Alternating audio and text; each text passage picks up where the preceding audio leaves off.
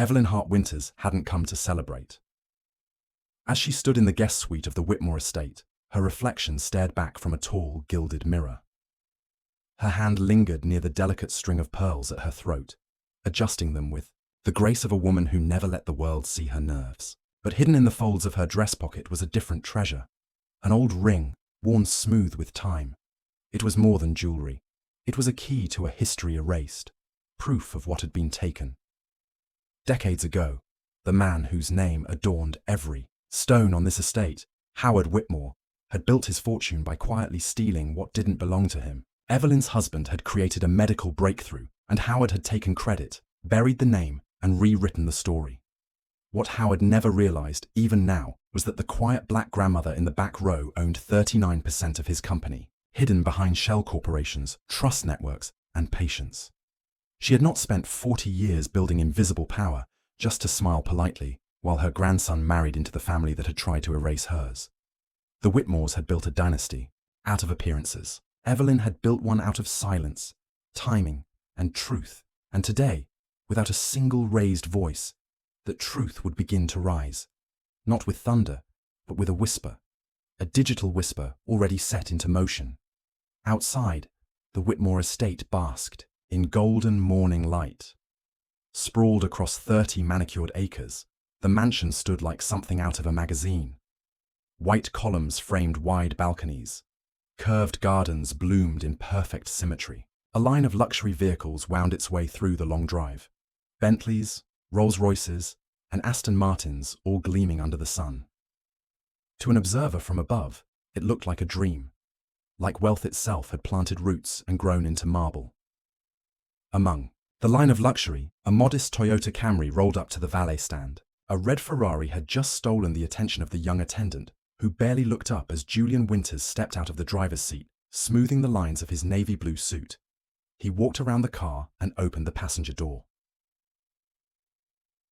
"We made it, Grandma," he said gently, offering his arm.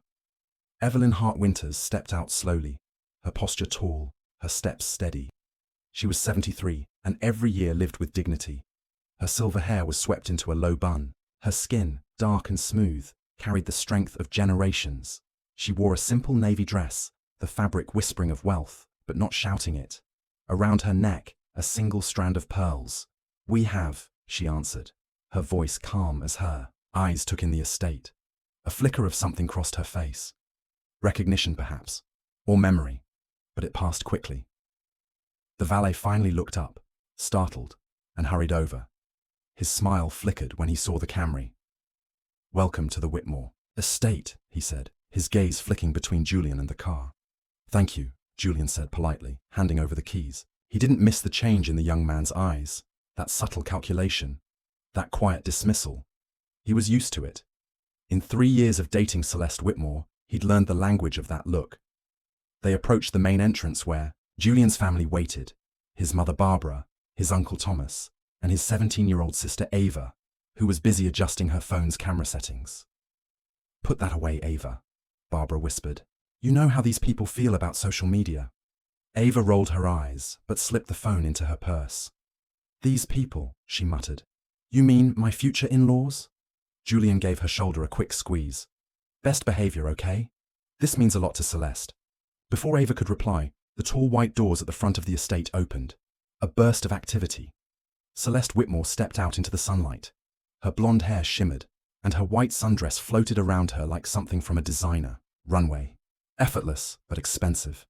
She spotted Julian and beamed. "You're here," she said, hurrying forward. She kissed his cheek, and then turned to Evelyn with an open smile. "Mrs. Winters, I'm so glad you made it." "I wouldn't miss my grandson's wedding," Evelyn replied. Her smile was kind, but quiet. "Your home is lovely." "Thank you," Celeste said, even though the home wasn't her achievement. She took Julian's arm. "Come on, I want to show you the gardens before everyone arrives for the welcome brunch." As they walked, Julian glanced back. His grandmother gave him a small nod.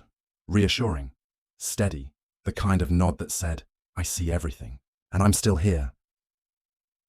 In the rose garden, where the air smelled of money and perfume, Celeste exhaled and let her shoulders drop. "I've missed you," she said, touching his cheek. Julian leaned in and kissed her gently. Nervous? He asked. Excited, she insisted, though her fingers fidgeted with her dress hem. But also stressed. You know how my family is. Everything has to be perfect. They have high standards, Julian said carefully. Celeste smiled faintly. It just has to go smoothly. He didn't respond, but part of him already knew. Nothing about this day would go as planned. The Whitmore name carries expectations, Celeste said softly. Julian nodded, though his gaze lingered on her face. She was trying to sound casual, but there was something behind her voice, a tension she couldn't quite hide. I noticed my grandmother's room is in the East Wing, he said. It's pretty far from everything. From the ceremony, the brunch, the reception. A shadow flickered across Celeste's expression. So faint it might have gone unnoticed if Julian hadn't been watching closely. Mum thought she might appreciate the quiet, she replied quickly. It's more private there. She's not staff, Celeste, Julian said, his voice calm but firm. She's my family. I know, Celeste replied, reaching for his hand, squeezing it gently. It's just… the arrangements were made weeks ago. I can't change everything now. Julian didn't press further. Not then. Your father seemed surprised to see her, he said after a pause. Celeste gave a little shrug. Dad's been distracted with work. Honestly, he barely knows who's on the guest list for his own daughter's wedding. She forced a bright smile, clearly eager to change the subject. The brunch is starting soon. We should head back. As they walked toward the main lawn, Julian felt a quiet unease settle in his chest. Something about all of this didn't feel right. The way Howard Whitmore had looked at his grandmother, it wasn't disinterest. It wasn't the awkward curiosity of meeting a future in-law. It was recognition, and something colder. The welcome. Brunch sprawled across the grand terrace, overlooking a private lake that shimmered in the sunlight. Round tables dressed in white linen were topped with fresh floral arrangements, and over 100 guests mingled as waiters in crisp uniforms passed flutes of champagne and delicate hors d'oeuvres. Evelyn sat at a table beside Barbara and Thomas, her posture perfect, her expression composed. She smiled when spoken to, offered polite nods when greeted. But she was watching, listening. Julian noticed it too, the way guests glanced toward his grandmother, and then quietly chose another table. How the space around her seemed to stretch, leaving her present, but alone. He tensed, but a glance from his mother stopped him from saying anything. At a nearby table, a woman in a pink suit leaned close to her companion. Her voice carried just enough to be heard. I didn't realize the groom's family was diverse, she murmured. Her companion chuckled. Howard's always been a social experimenter. Remember that urban schools charity he tried? He sipped his drink. Same concept, different packaging. Evelyn showed no reaction, but Julian, watching from across the terrace, saw her fingers tighten slightly around her glass. He rose halfway, anger flashing behind his eyes. Before he could move, Evelyn gently placed a hand on his arm.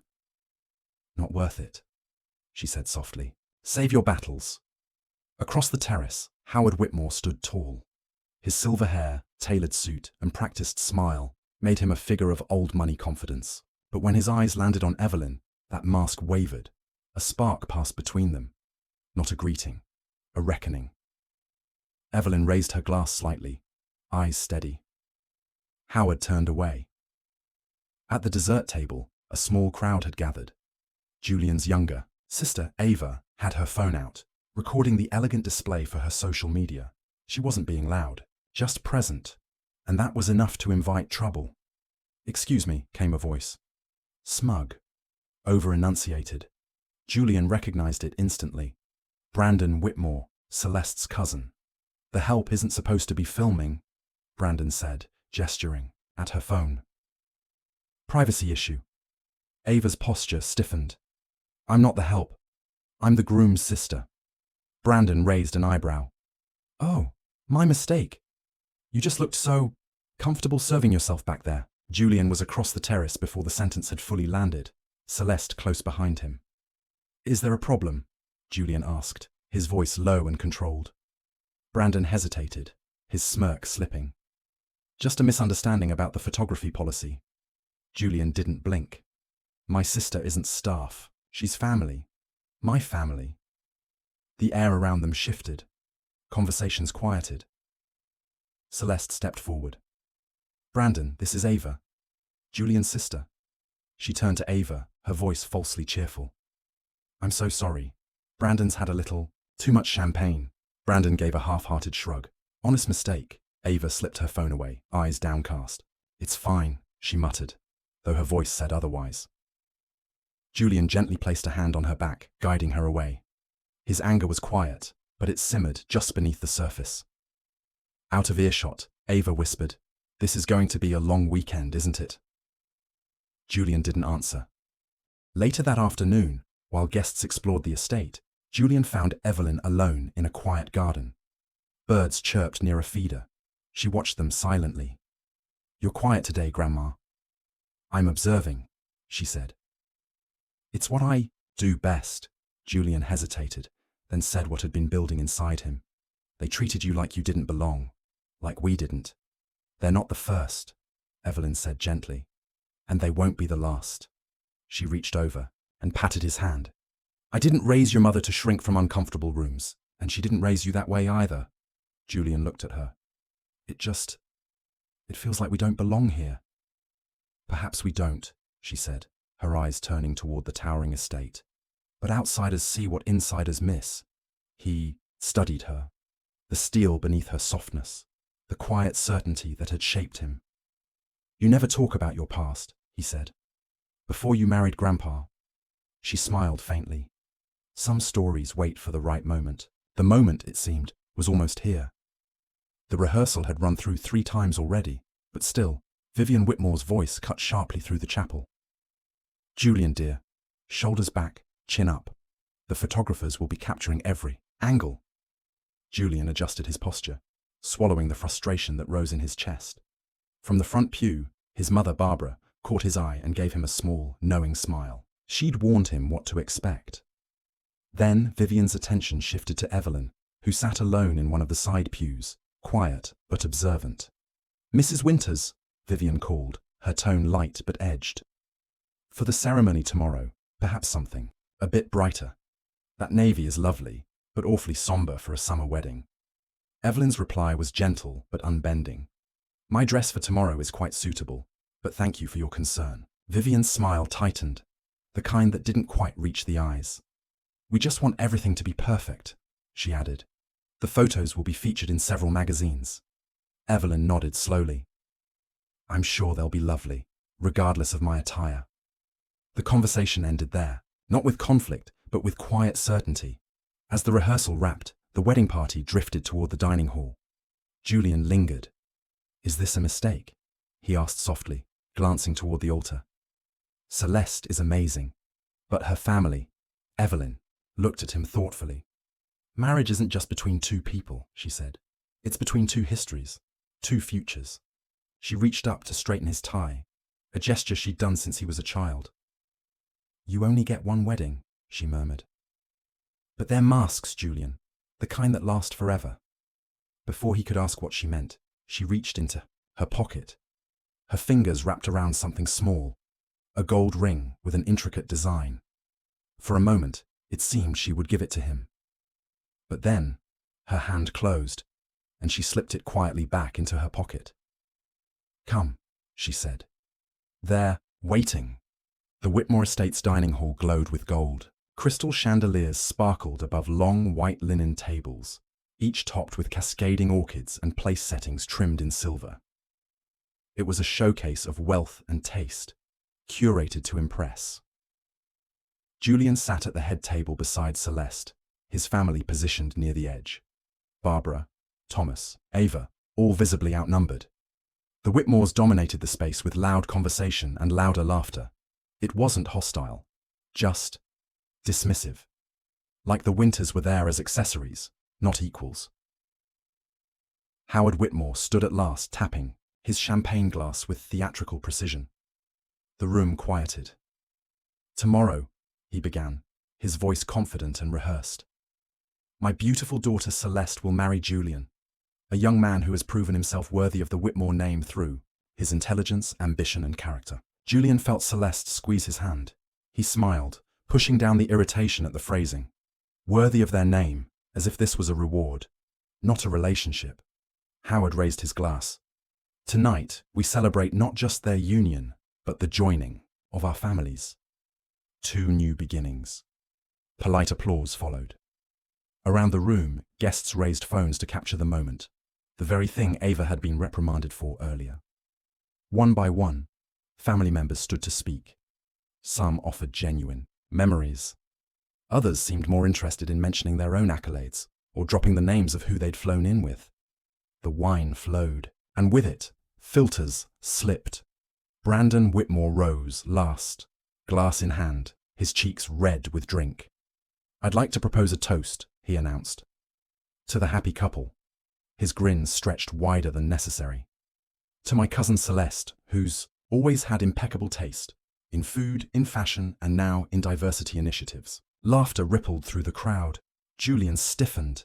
Julian's a great guy, Brandon continued. Smart, hard-working, clearly didn't get those genes from the Whitmore side. More laughter, this time louder. And let's not forget, his charming family, Brandon added, gesturing toward Evelyn. Especially his grandmother, who's brought such cultural enrichment to our gathering. He caught Evelyn's gaze, held it. Then, with drunken theatricality, he slipped into a mock accent, completely unlike Evelyn's soft, refined tone. Child, don't you worry, he drawled. She's not here to clean, just to bless us with civil rights history. For a moment, silence. Then a few nervous chuckles, a few stifled gasps. Howard looked away. Vivian winced. Celeste froze, her smile plastered on as if she hadn't heard what everyone else had. Julian stood, his chair scraped loudly against the floor. The room went still. Julian, Celeste began, reaching for his arm. He didn't acknowledge her. His eyes locked onto Brandon. My grandmother, he said, voice level and deliberate, deserves your respect. All of our families do. Brandon chuckled. Relax. It was a joke, man. Lighten up. Julian looked around the table.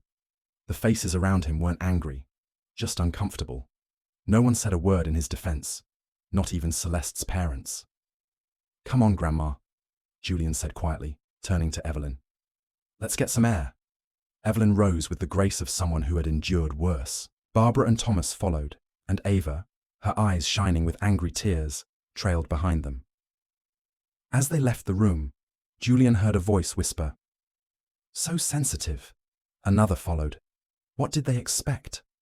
Out on the terrace, Julian paced. In the cool air, his fists clenched. How could they just sit there, he demanded. How could Celeste not say anything? Evelyn finally spoke, quiet but firm. Julian. He stopped. She looked up at him, her voice a steady whisper that carried more weight than a shout. This isn't the time for an outburst. This isn't the time for an outburst. Evelyn's voice was soft, but it stopped Julian in his tracks. Her hand rested gently on his arm, yet her grip held surprising strength. They disrespected you, Julian said, his voice thick with emotion. In front of everyone. Am I supposed to just smile and take it? Power, Evelyn replied, her eyes steady, is patience. Watch and wait. Julian clenched his jaw. Reaction gives them control, she continued. Strategy gives us options. He turned away from her, struggling to calm the fire in his chest. Why don't they respect us, Grandma, after everything? All the dinners, the holidays, the smiles and handshakes. Why are we still outsiders? When Evelyn looked at him, her eyes were full of something deeper than sadness, something earned through years of quiet resistance. Because they never expected us to be in the room, she said. Our presence challenges the story they tell themselves about who belongs. Before Julian could reply, the glass doors slid open. Celeste appeared, her face pale and flushed with embarrassment. She hesitated, wringing her hands, then stepped closer. Julian, please come back inside, she said gently. Brandon was drunk. He says stupid things when he drinks. He didn't mean it. Julian stared at her, stunned. He mocked my grandmother's race, in front of your family, and you're defending him. I'm not defending him, Celeste said quickly. It was a terrible joke, but you're making this into something bigger than it needs to be.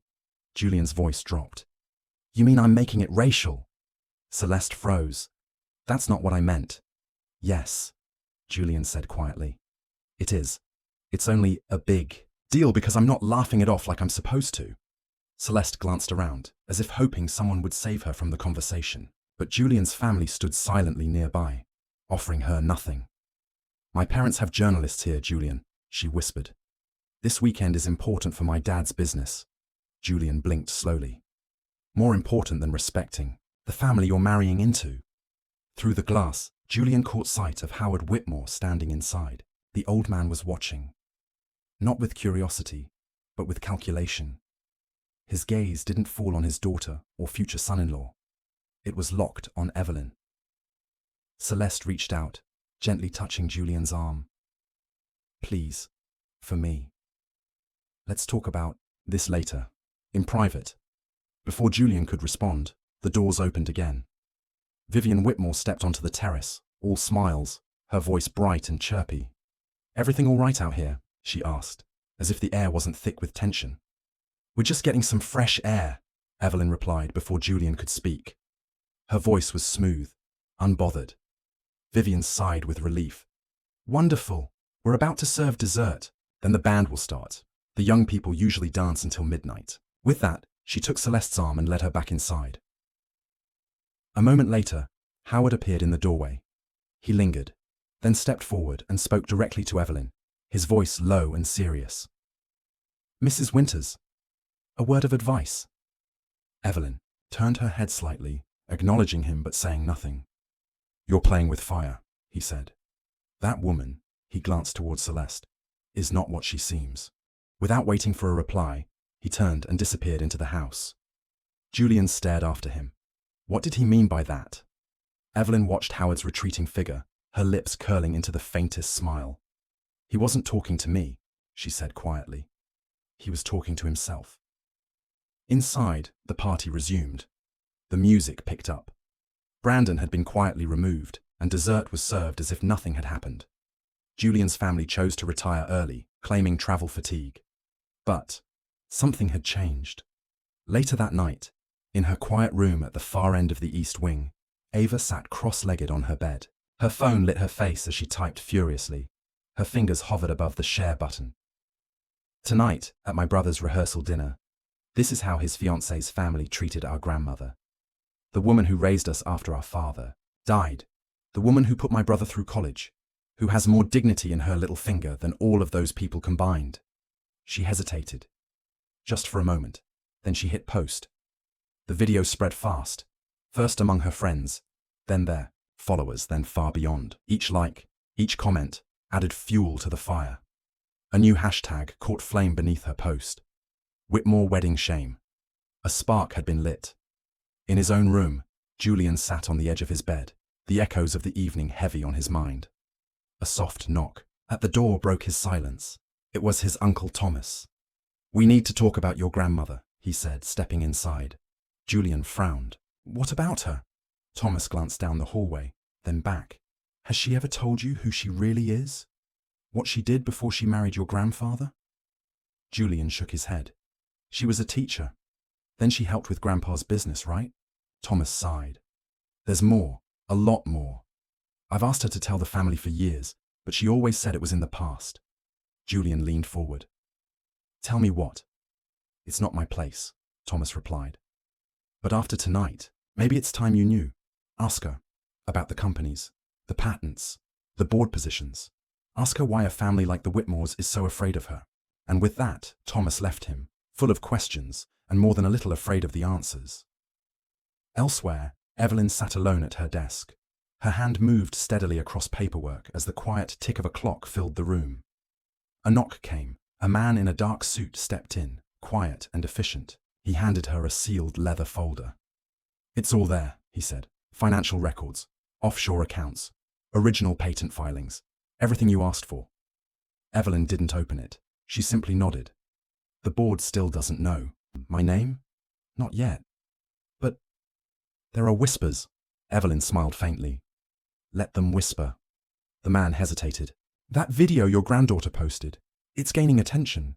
This could get messy. Evelyn leaned back in her chair, her voice like silk, but unshakable. I've handled messy before. This could get messy. the man said, standing beside Evelyn's desk. Evelyn didn't look up. I've handled messy before. He hesitated. This is different. Your grandson is involved now. At that, Evelyn finally paused, her eyes thoughtful. Then maybe it's time, she said softly, for certain truths to see daylight. She placed the sealed folder inside a drawer and turned the key, locking it with a quiet click. Contingency plans are in place, she added. The man nodded. Good. That will be all for tonight. After he left, Evelyn moved to the window. She stood still, looking out over the moonlit estate, the grand house, the perfect gardens, the man-made lake, all of it so beautiful, so polished, so false. Memory rose uninvited. Evelyn in her 40s, standing in a glass boardroom. A dozen powerful men stared down at her as she spoke, calm and firm. Control the money and you control the voice. Control the voice and you own history. They hadn't believed her, but they'd taken her idea. Now, all these years later, maybe, it was time to teach them that history doesn't stay buried forever. The next morning, the air at the Whitmore estate felt different. The sun rose the same way it always did, but nothing felt calm anymore. Outside the gates, news vans crowded the driveway, reporters shouted at passing cars, photographers snapped pictures of guests arriving in formal clothes and nervous expressions. Security guards stood in tight lines, keeping the press away. Inside, staff rushed to make the chaos disappear. Vivian Whitmore paced the breakfast room, phone pressed to her ear. I don't care what it takes, she snapped. Get that video taken down. Pay whoever you need. Howard sat at the table, quietly scrolling through his tablet. His jaw clenched. The hashtag is trending, he said. It's gone viral. Vivian turned on him, furious. Nothing is too late when you have money. Our PR team is drafting a statement. Say, the video was edited. Denying it will make it worse, Howard muttered. Everyone in that room heard Brandon's words. Then we'll say Brandon was drunk, that he's checking into rehab, that his comments don't reflect the values of our family. Vivian's voice was ice. Celeste entered, her eyes red from crying. Mom. Dad. Julian won't answer my calls. Howard didn't look at her. The wedding will go on. The guests are here. The press will be managed. Celeste's voice trembled. Julian's sister posted that video. How can we pretend nothing happened? Because that's what our family does, Vivian said sharply. We rise above drama. Now go. Hair and makeup are waiting. When Celeste left, Howard lowered his voice. There's something else. Something about Julian's grandmother. Vivian frowned. That woman? Howard. She's not important, right? Now. Howard shook his head. She's more important than you realize. I recognized her last night. I just didn't place it until now. Without waiting, he left the room and walked straight to his private study. Behind a painting, he opened a hidden safe and pulled out an old folder. His hands shook as he opened it. Inside were photos, newspaper clippings, documents. One photo stopped, him cold. Evelyn Winters, younger, standing beside a man in a lab coat. The caption read, Dr. James Winters and his wife Evelyn unveil breakthrough cardiac device. Below that, a line jumped out. The Whitmore Group has acquired exclusive rights to manufacture the Winters-Patterson device. Howard flipped through more papers. One was stamped with a red government seal. E-Wint, 731. Most of it was blacked out, but what was left drained the color from his face. In the guest wing, Julian knocked on his grandmother's door. We should leave, he said the moment. She opened it. I can't do this, not after last night.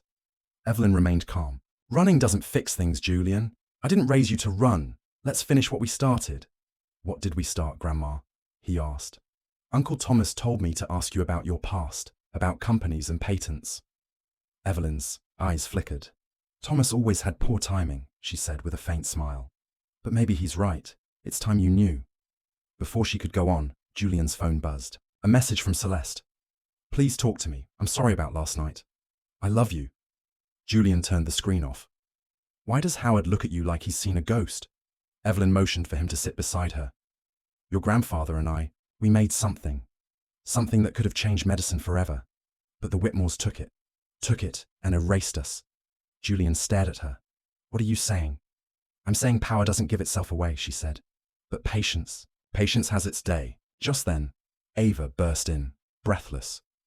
"The video has over 2 million views," she said, wide-eyed. "People are cancelling the Whitmores. Their stock's crashing. It's everywhere." Julian groaned. "Ava, what did you do?" "I did what? No one else had the courage to," Ava replied. "I showed people who they really are. They humiliated Grandma in front of everyone. And now you have turned our private family matter into a public spectacle," Julian said, his voice low. Ava's confidence dimmed. "I thought you would be glad. They deserve to be called out." "Perhaps," Evelyn said gently. "But timing and method matter in these things." She turned to Julian. "Your sister acted from the heart, but now we must think with our heads." Outside the estate, a black car moved past security. Inside, chaos was unfolding behind closed doors. Vivian Whitmore paced the drawing room, shouting into her phone. "I do not care what it takes. Get that video taken down. Pay whoever you need to pay." Her assistant entered quietly. "There has been an emergency board meeting," she said nervously. "It was called without your approval." Vivian froze. "What do you mean unauthorized?" "I am the chairwoman." She paled as the answer came through the receiver. "Who called the meeting?" she demanded again. "Who?" "Downtown, inside. A tall glass building, 12 board members sat around a long conference table at Whitmore Company headquarters. A lawyer stood at the head, reading from a formal letter. E. Hart Winters Holdings, the silent partner owning 39% of Whitmore Trust shares, has invoked Section 7 of the corporate charter, he said. "They are calling for a vote of no confidence in the current leadership." A stir passed through the room. "E. Hart Winters," one board member repeated. "That shell company has never used its vote." "Who is behind it?" another asked. The IBU lawyer adjusted his glasses. "According to our records, E. Hart Winters Holdings became a silent partner in 1983, the same year Whitmore Industries acquired Patterson Medical Technologies. Back at the estate, Celeste sat alone in her bridal suite. She was surrounded by silk dresses, bright flowers, and unopened gifts. Her bridesmaids whispered around her, but the room felt hollow. When her mother walked in, Celeste looked up. "What is wrong?" Vivian forced a smile. "Nothing you need to worry about. The ceremony begins in 3 hours. Focus on being a beautiful bride. Did you speak to Julian?" Celeste stood abruptly. "This is not something to be handled. This is my marriage." "Exactly," Vivian snapped. "A marriage to a family that is trying to destroy everything we built." "Did you know about his grandmother? Did Julian tell you who she really is?" Celeste frowned. "What are you talking about?" Vivian waved it away. "Ask your father. He brought that woman into our lives." Celeste slipped away and walked toward her father's study. The door was slightly open. Inside, she heard him speaking into the phone. "I do not care what it takes. Move all liquid assets to the Cayman account. Do it before the markets close." "Dad?" Howard turned, startled. He ended the call quickly. "Celeste, should you not be getting ready?" "What is going on?" she demanded. "Mother is acting strange. You are hiding in here making secret calls. Nobody will tell me what is happening."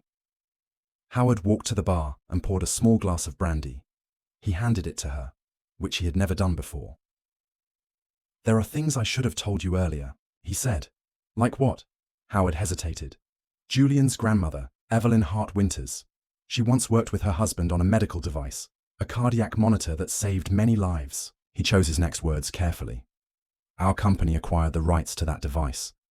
But the deal, it was complicated. Some would say the rights were taken, not earned." Celeste's eyes widened. "Are you saying you stole it?" "I am saying business is not always clean," Howard replied. "That device became the foundation of our medical division. Evelyn has spent decades preparing to strike back." Celeste shook her head. "Julian loves me. He is not part of any plan." "Maybe not knowingly," Howard said. "But his grandmother is dangerous. She owns major shares in our company. She has waited. And now she is moving." At the other end of the estate, Evelyn walked alone toward the private museum that displayed the Whitmore family legacy. She moved slowly past old photographs and carefully written plaques, painted stories of success, tradition, and power. Then she stopped. Inside a glass case sat the original prototype of the cardiac monitor. The plaque credited Howard Whitmore for its invention. A tour guide smiled. Interested in the Whitmore medical innovations? Very, Evelyn replied, her voice polite. She studied the plaque for a long moment. This is a nice lie you have, built here. I beg your pardon? The guide asked. Nothing, Evelyn said. Just admiring your storytelling. In Julian's room, he sat on the floor beside a small wooden trunk Evelyn had given him earlier. Inside were ledgers, letters, and photos of his grandparents with world leaders and doctors. One document stood out. A patent. It showed both his grandparents listed as inventors, until the rights were reassigned piece by piece, until they became part of Whitmore Industries. His phone buzzed. Unknown number. Mr. Winters, a voice said. We represent certain interested parties. We have learned Whitmore Industries is moving your grandmother's holdings offshore. They do not know it is her, yet, but they suspect. Who is this? Julian asked. A friend, the voice said. They are trying to protect themselves. From what? The line was quiet for a moment. From justice, Mr. Winters. From the reckoning that has been a long time coming. The call ended. Julian sat in silence. The documents spread around him like broken pieces of a larger truth. His grandmother had built something powerful, and someone had stolen it. Somehow, Julian's love story with Celeste had become wrapped in a battle that began long before he was born. It was a conflict built on silence, hidden power, and a stolen legacy. As the hour of the wedding drew near, Evelyn returned to her guest room, but when she opened the door, she was not alone. Howard Whitmore stood by the window. His posture was rigid. His face held a strange mix of fear and anger. I know what you are doing, he said without greeting.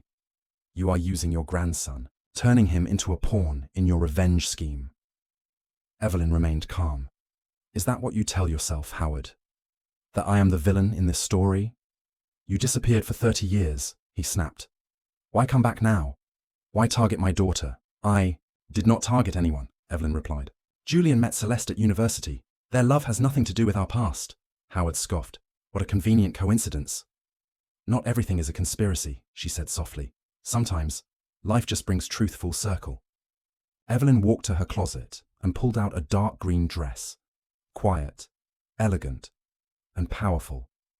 Your concern is not my presence here. It is what I know, and what I can prove.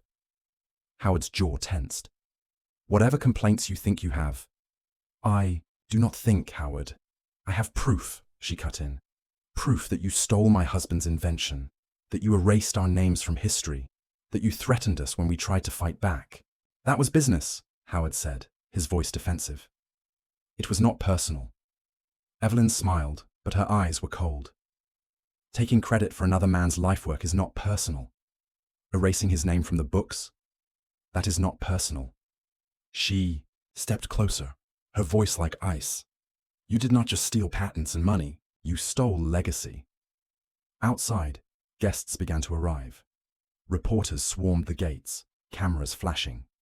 The Whitmore name was now at the center of a public storm. In her bridal suite, Celeste sat alone, her dress half-fastened. Her father's words still echoed in her head. A knock came. She expected her mother. Instead, it was Julian, dressed in his tuxedo, his expression unreadable. We need to talk, he said. I know, she whispered. My father told me about the invention, about what your grandparents created, about what my family did. Julian sat beside her, taking her hands. Did you know? Before today? Of course not, Celeste replied quickly. I would have told you. Julian, I am so sorry. He searched her eyes. There is more to this than a business deal. Your family did not just take a patent. They erased my grandparents. They stole recognition. And they used it to build everything this house stands on. Celeste blinked back tears. I'm not my parents. I know, he said softly. But you benefit from what they did. Every day. What are you saying? Julian inhaled deeply. I am saying we cannot pretend this is not happening. We cannot walk down the aisle and say vows while your family is hiding the truth. Celeste squeezed his hands. We can fix this, together, after the wedding. That is the problem, Julian said. There is always a reason to wait, always a reason to keep the peace. He looked away, Last night, when Brandon mocked my grandmother, you smiled. You said I was overreacting. I was shocked, Celeste said. I did not know what to do. And that, Julian replied, is exactly the issue. When things get hard, you choose silence. A knock interrupted them. Celeste, it is time, the wedding planner called through the door. Julian stood and straightened his jacket. I will see you out there. The Whitmore Gardens had been transformed. White chairs lined an aisle strewn with petals. A floral arch stood at the end, glowing under the soft sun. The string quartet played a gentle tune. Guests whispered as they sat. Many had come out of duty, not joy. Julian stood at the altar, stoic. His family sat on the left. Evelyn had been placed several rows back. A silent insult that did not go unnoticed. Near her, a woman whispered to her companion. They put the groom's grandmother in the back row. She does not match the decor, the other replied. They did not see Ava, who recorded the exchange silently. The music swelled. Howard walked Celeste down the aisle. Her dress shimmered, but her smile trembled. The officiant spoke with practiced calm. Dearly beloved. Julian's eyes drifted to his grandmother. She sat with her spine straight, her hands folded, her gaze steady. He met her eyes. Strength passed between them. The officiant asked for the rings. A small boy stepped forward. Then, commotion. Ava had slumped in her seat. Is there a doctor? Someone cried. Evelyn was already on her feet, calm and steady. Guests gasped. Cameras clicked. Not now, Vivian hissed. Not this nonsense. Howard tried to quiet her, but the damage was done. Several guests heard her. Julian stepped down from the altar.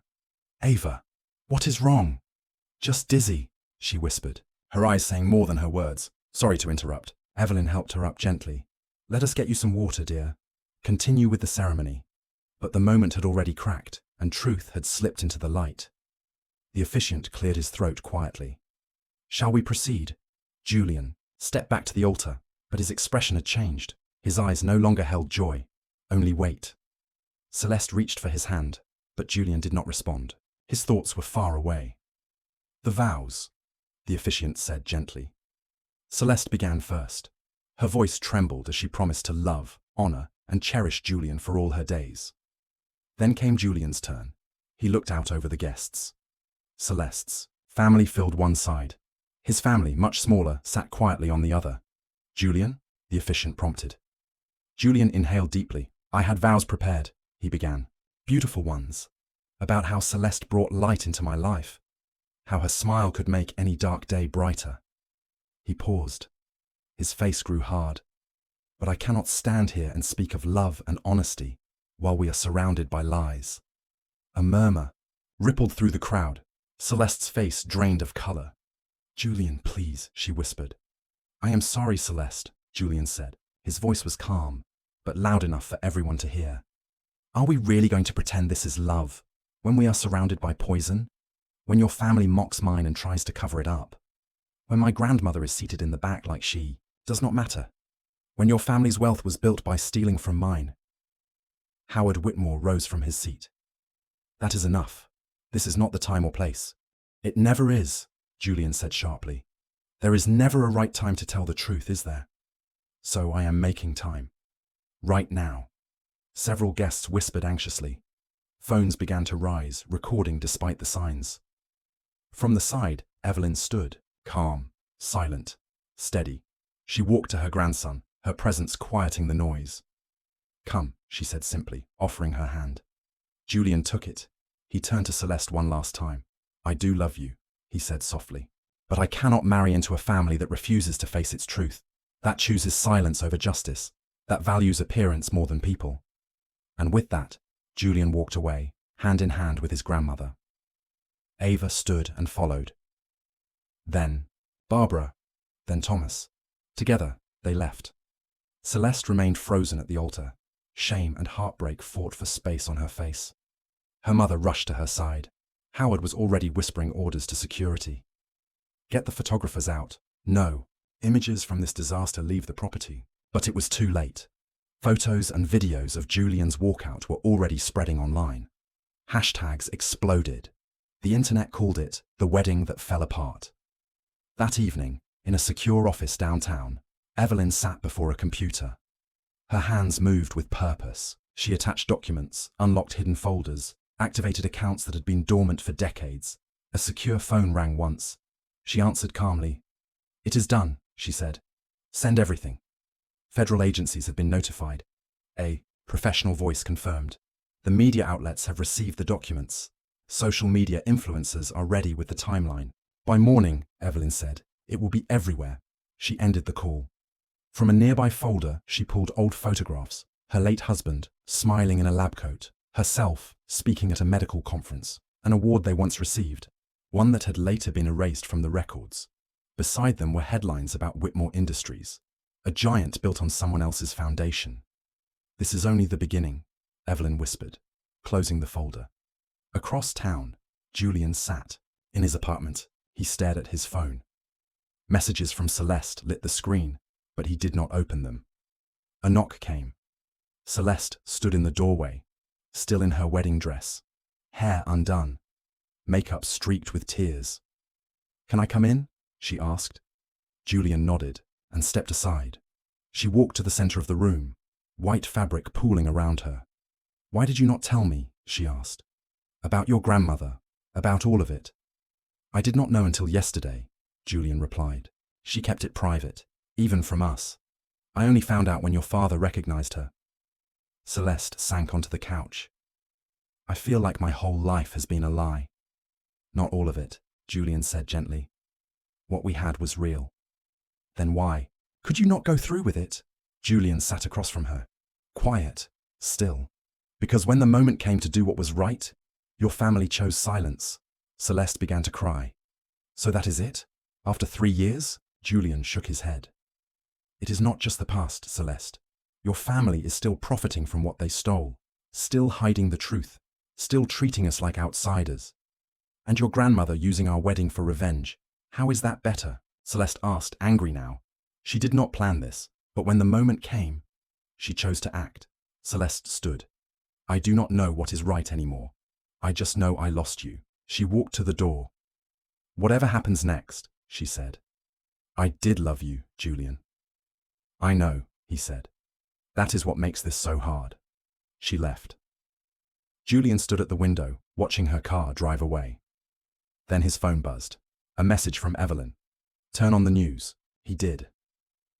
Every channel was covering the story. Whitmore Industries under investigation. Decades of theft and suppression revealed. Dr. James Winters and Evelyn Hart Winters erased. No more. Julian watched it all unfold. He felt no joy, only the quiet weight of justice, at last, stepping into the light. This was not a celebration. It was vindication, the beginning of something long overdue. "This is only the beginning," Evelyn whispered again, her voice barely louder than the news anchors. Urgent reporting. The morning after the wedding disaster, the Whitmore mansions spiraled into chaos. Black SUVs with government plates circled the drive. Men in dark suits moved quickly across the perfect lawns. Agents handed Howard Whitmore a thick stack of legal documents. His lawyer scanned them, his face pale. "Search and seizure," Howard said, stunned. "On what grounds?" The lead agent, a woman with grey-streaked hair and steel in her tone, handed him another file. Financial fraud, intellectual property theft, tax evasion, obstruction of justice, for starters. Howard's lawyer pulled him aside, whispering fast. "Say nothing, Howard. This is serious. Those documents, some of that information should not even exist. Somebody had access to files that were never meant to leave the vault." Outside, the estate gates were surrounded. News vans lined the road. Reporters shouted questions at every guest, every worker. Is it true the Whitmore empire was built on stolen patents? What can you tell us about Evelyn Hart Winters? Was the cancelled wedding part of the federal investigation? Headlines flashed across every major outlet. Wedding scandal. Triggers massive probe into Whitmore empire. Evelyn's name was still missing from most stories, but that was intentional. Her silence made the impact louder. In the east wing of the mansion, Vivian Whitmore shouted into her phone. "I do not care what it costs. Kill the story. Pay whoever you need to pay. The door slammed open. Howard stormed in. It is worse than we thought, he said, breath short.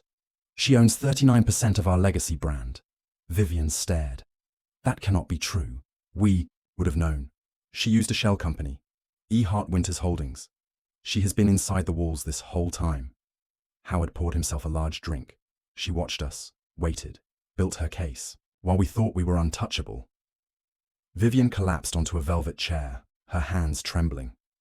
What do we do? Howard did not hesitate. Call the board, call the offshore banks. Move the assets before they freeze them. Across town, in her quiet penthouse, Celeste sat on the edge of her bed. She had not changed out of her wedding dress.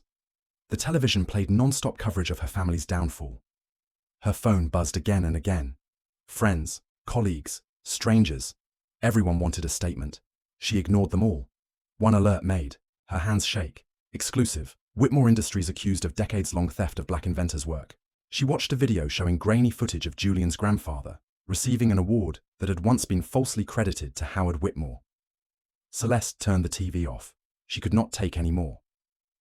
At his modest apartment, Julian sat quietly. His grandmother had left for a secure location after the wedding. She had not contacted him yet, and though he understood her reasons, part of him felt alone. A knock came. Ava stood at the door, holding coffee and a bag of warm bagels. Thought you might need breakfast, she said. Julian let her in. Any word from Grandma? Not directly, Ava replied. But she is all over the news. People are putting it together. Photos of Grandpa, conference records. Somebody even leaked footage of them presenting their research. Julian looked at his sister. How much did you know? Ava paused. Not everything. But Grandma started talking to me last year. She said I needed to know where we came from. That I was like her. She smiled a little. Strategic, she called it. Julian exhaled slowly. And Ava, was the fainting at the wedding planned? Of course, she said. It got you off that altar before you made the biggest mistake of your life. At a downtown office, Howard was on the phone with the bank. What do you mean you cannot process the transfer? I own this company. Sir, the banker said carefully, E. Hart Winters Holdings has filed a formal objection. Without dual authorization, we cannot approve movement of major funds. Howard slammed the phone down. His world was collapsing. 3. Major investors announced within hours that they were re-evaluating their relationship with Whitmore Industries. The stock plummeted. That afternoon, in a quiet corner of a private downtown club, Evelyn met with Marcus Daniels, the family's largest outside investor. He fidgeted with his water glass as she sat across from him, calm and composed. Mrs. Winters, he said, I want to be clear. I had no idea about what your husband created. I joined after all of this. Evelyn gave a small nod. You came on board in 1996, after Howard had cleaned the records. Marcus leaned forward, nervous. What do you want from this meeting? Evelyn looked at him and smiled. Just a little. Not revenge. If that is what worries you, justice and correction, then listen carefully, Evelyn said. The company's core is still strong. With the right leadership, it can survive. The people should not suffer because of Howard's choices. Marcus Daniels sat still, trying to process her words. You are proposing a takeover, he said at last. I am offering salvation, Evelyn replied calmly. My holding company already owns 39%. With your 17 and a few other silent partners I have cultivated, we can remove Howard. Not destroy the company. Save it. Marcus stared at her, realization dawning. You have been planning this for decades. I have been patient, Evelyn said. There is a difference. The media frenzy exploded when Celeste's aunt, Helen, Howard's younger sister, broke down in front of cameras outside her home. Of course I remember Evelyn Hart Winters, she said, tears falling freely. She was not just James Winters' wife. She was brilliant. She was the real mind behind what we all claimed was Howard's work. She looked into the camera, her voice shaking. I am sorry, Evelyn. We should have stood up to him. Decades ago. Elsewhere, Celeste sat alone in her hotel room. The television flickered with images of her family's fall from grace. Her father's voice, once so powerful in her mind, now sounded hollow in her memory. The dynasty he taught her to worship had been built on lies. She picked up her phone and scrolled through old photos, her and Julian laughing, holding hands, dreaming. One by one she deleted them. Photos, messages, plans. The Whitmore name, once her greatest pride, now felt like something she could no longer carry. 3 days after the wedding that never was, Julian sat in his apartment. Unread emails, journalists, business cards, everything blurred together. His phone rang. It was his grandmother. "It is time," Evelyn said. "You deserve to know everything. Come to the address I am sending. Come alone." The location was an unmarked building downtown. Julian was escorted by security to a locked basement door. Evelyn stood waiting. She entered a complex code and pressed her palm to a scanner. "Welcome to the truth," she said as the door opened.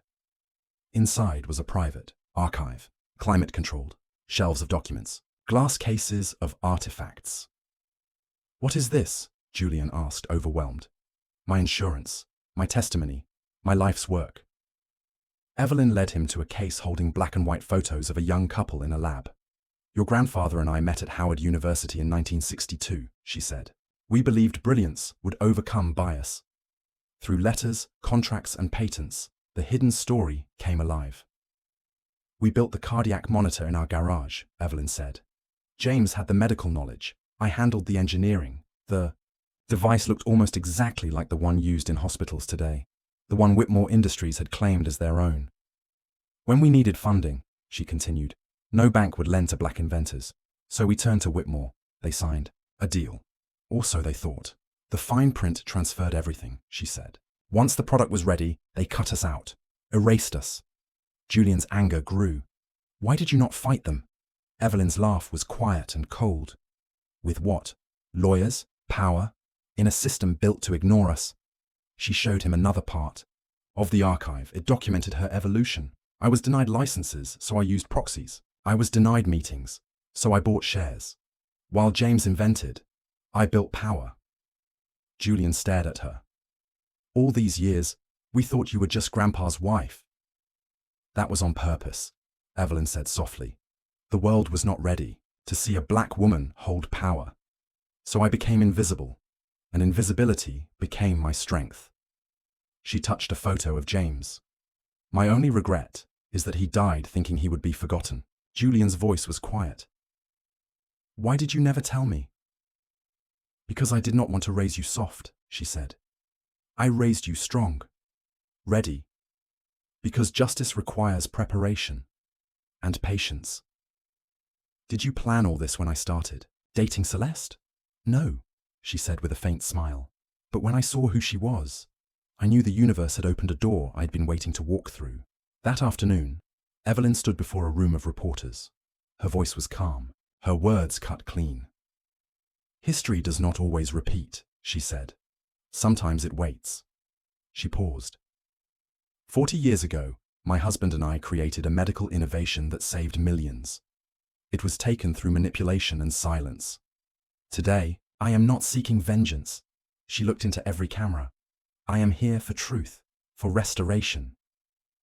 Evelyn stood at the podium, her voice calm and deliberate as she outlined her terms. She asked for recognition of her husband's work. The cardiac division would bear his name. A foundation would be created to support black innovators in medicine. The leadership of Whitmore Industries would be fully restructured. No revenge, just restoration. Celeste watched from her hotel room, alone, silent. For the first time, she saw the truth without filters. Her family had not simply inherited privilege. They had built it on a stolen foundation, on a life-saving technology taken from the very people who had trusted them. She thought about Evelyn's decades of planning, her quiet brilliance, her relentless patience. While the Whitmores became symbols of status, Evelyn had built power, real power, in the shadows. That evening, a charity gala was held in Evelyn's honor. Former rivals now praised her vision. Powerful figures approached her with quiet respect. One senator leaned in and said, "You outplayed us all. Howard never saw it coming." "Howard only saw what he wanted to see," Evelyn replied. A world where people like me stayed invisible. At the Whitmore estate, now half empty, and, crawling with agents, Vivian found Howard in his study, surrounded by empty bottles and torn papers. The board voted, she said flatly. You are out, effective immediately. Howard said nothing. He was broken now, small. She took everything, he muttered. No, Vivian replied coldly. She took back what was hers. Later that night, Vivian appeared at Evelyn's hotel, suite. Gone was the pride. Gone was the wealth. She stood in designer clothes, but desperation had replaced superiority. Please, she whispered. Do not let my children lose everything because of Howard. Show mercy. Evelyn stared at her. Mercy, she repeated. Like when you sat me in the back row of my grandson's wedding. When you laughed as your nephew made racist jokes. Vivian tried to interrupt. It was different. No, Evelyn said. It was exactly the same. She opened the door, signaling the end. Justice does not ask for permission, Vivian, and neither does consequence. Back at her quiet apartment, one she had kept under another name for years, Evelyn opened a wall safe. She pulled out an old photograph. James Winters, smiling in his lab coat. She placed it beside a newer photo. Julian and Evelyn, standing together, proud. It is done, James, she whispered. They know your name now. The next morning, Julian visited her before her next press appearance. She was drinking tea, reviewing files with her legal team. The new board is making changes, Julian said. The stock is steadying. Your reforms are happening. Evelyn nodded. And what about you? She asked gently. Julian hesitated. I am still processing, he admitted. Everything. The family. Celeste. Do you regret walking away? No, Julian replied. I regret not seeing it all sooner. But marrying into that family, it would never have worked. The truth was always going to come out. Evelyn studied him, pride in her eyes. Your grandfather would have been proud, not just because you left, but because you stood. She dismissed her team and opened a small box. Inside was a yellowed envelope. James wrote this before he died, she said. He knew he would not live to see the day our work was recognized. He hoped his grandchildren would. Julian unfolded the letter. His grandfather's careful handwriting filled the page. To those who carry our blood and name, never shrink to fit rooms not built for you. Build your own, with doors wide enough for all who belong. Evelyn placed James's photo on the mantel, not in a safe, not in hiding, in the light, where it had always belonged. 6 months later, Howard Whitmore stood on the courthouse steps, thin and pale. His suit hung loose, his eyes were hollow. 17 charges. Fraud. Theft. Obstruction. If convicted, 30 years. The cameras caught his expression. A man watching the world he had built fall into dust. At the estate, movers packed art and crystal. Most of the land was sold. Accounts were frozen. The legacy, gone. Vivian barked at the workers, but they only exchanged glances. Everyone knew the story now. The Whitmore name had become a warning. Across town, in a small classroom at Riverside Community College, Julian stood before a room full of students, many of them adults starting over. Financial literacy. He said, walking among the desks, is not just about money, it is about power. Who holds it, how they use it, and how we take it back. He had turned down book deals, interviews, and fame. Instead, he chose to build something real. A legacy of truth, of teaching, of rooms wide enough for everyone. After class, a young woman approached his desk. Professor Winters, she said softly, I just wanted to say thank you. My family has been trapped in payday loans for years. Your credit strategies, they're changing our lives. Julian smiled. That is why I do this. Small changes compound over time. And when they do, they become freedom. That evening, Julian returned to his new apartment. It was smaller than the last, but close enough to the college to walk. It felt intentional. In the lobby, Ava waited, camera bag slung over her shoulder, glowing with energy. Ready for the meeting? She asked, bouncing beside him.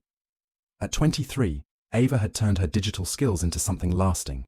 Her documentary series, quietly funded by donors, likely their grandmother, had taken on a life of its own. The streaming service had expanded it into a 6-part series.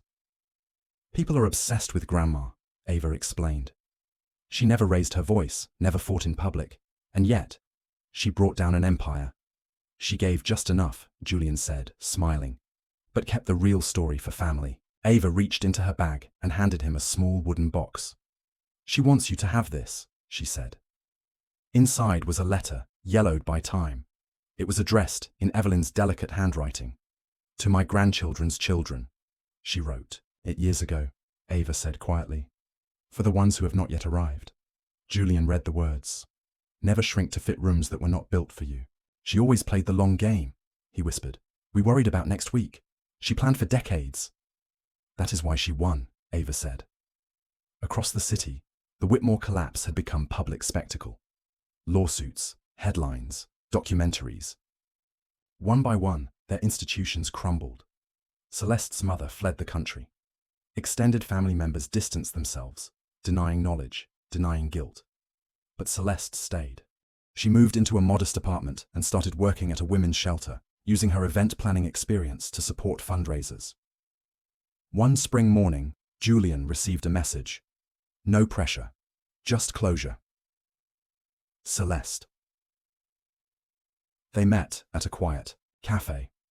She arrived in jeans, a sweater, hair pulled back. Simple, honest. I am not here to fix the past, she said, or ask for another chance. I just want you to know. I finally understand. She told him about a young girl whose invention was credited to someone else. How that moment made her feel the loss, not just know it. I left most of the money behind, she said. I am starting again. From the ground up. Julian nodded. I am glad you found something that matters. She hesitated. Could we ever be friends? Not now. Not soon. But one day, Julian paused. Some things cannot be undone, but people can change. It was not forgiveness, but it was something real.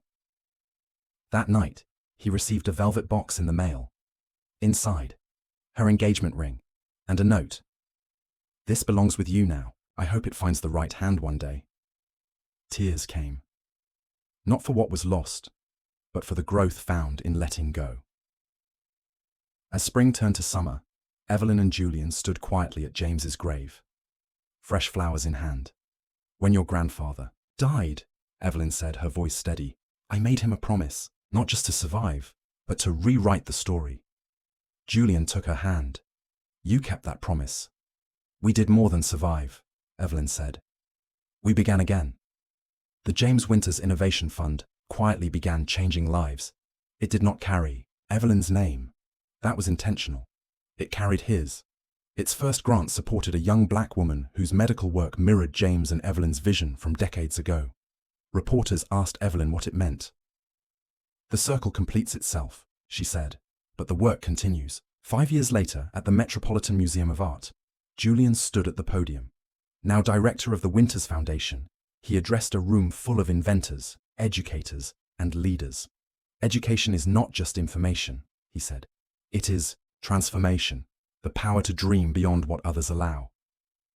Evelyn watched from the front row, quiet, proud. Ava received an award that night for her documentary series, Erased. In her speech, she said, Legacy is not what you leave behind. It is what you force into the light. Julian declined every offer to enter politics or join corporate boards. The spotlight changes nothing, he explained. The work does. Behind the scenes, Evelyn stepped back, quietly, purposefully. And one full morning, she disappeared from public life. No press, no headlines, just silence. She moved to a small farmhouse in Vermont, bought long ago under another name. She grew sunflowers. She wrote. She rested. And one day, a little girl from a nearby farm stood at her fence. Are you that woman? The girl asked. The one who brought down that big company? Evelyn smiled. I used to be, she said. Want to hear a story? She asked, kneeling down. The girl nodded. And so Evelyn began, not with revenge, not with victory, but with truth. Truth that now lived in every young mind she had freed from silence. And as Julian's car appeared in the distance, driving the long dirt road to visit her, Evelyn turned east, toward the rising sun, toward light, toward legacy.